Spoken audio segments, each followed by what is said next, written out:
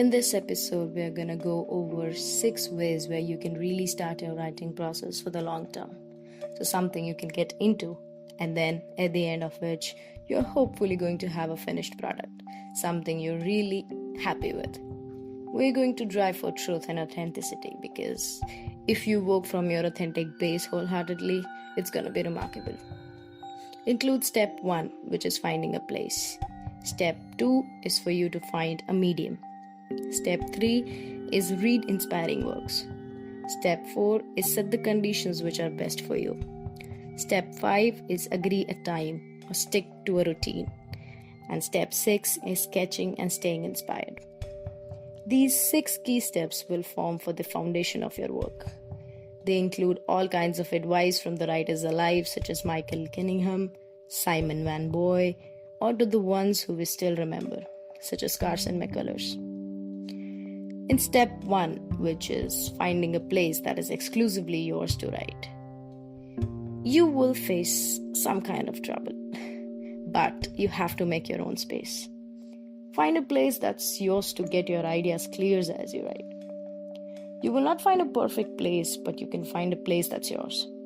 Like me, I try to write on my desk, but then slowly I reach to my bed and I find myself writing there. You know, Hemingway used to write standing up because he felt it was easier to write if you were standing. So find yours. Step 2 is for you to find a medium that helps you work and which allows you to work in a flow, the most effective way. I started off writing my book As Far as Paradise on iPad. It's hilarious, but it was smooth. It's a short book, so I didn't face any trouble at the writing stage. So you need to find your medium so that your flow goes in the most effective way possible. Step 3 is reading inspiring works. See, to write a great book, you have to read great books. Writing is the sub part of reading. Reading is like food. Words go into your brain and you reprocess them so that when you sit down to write, you have found it like a barrel of words swirling around, ready to come out in a way that you always want them to. So, read inspiring works. Reading is it should be like your habit. Step 4 is setting the conditions which are best for you and most suited to the way you write. For me, it's like I like to be alone when I write. I like that to be silence. So create those conditions where you need darkness or music on in the background.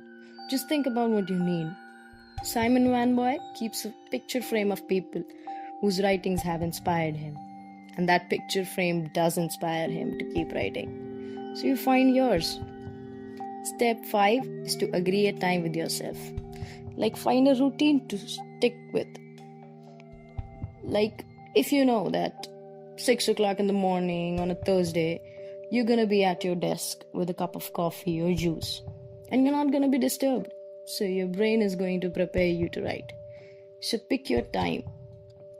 You need to stick to a routine to get into the writing habit. And the last step is step 6, which is sketching and staying inspired. Sketching here means to copy out a couple of paragraphs that you really love. You can copy out some parts and then rewrite those paragraphs. But what I think you'll find is as you copy, you'll automatically add your voice to it. You'll add your writing style to it. You'll make it alive in your own way. And that's the beginning of your story. I think it was T.S. Eliot who said, often writing is bad. It's because the writer was conscious when they should have been unconscious, and unconscious when they should have been conscious. So just stick to your writing and you'll see something wonderful happening at the end.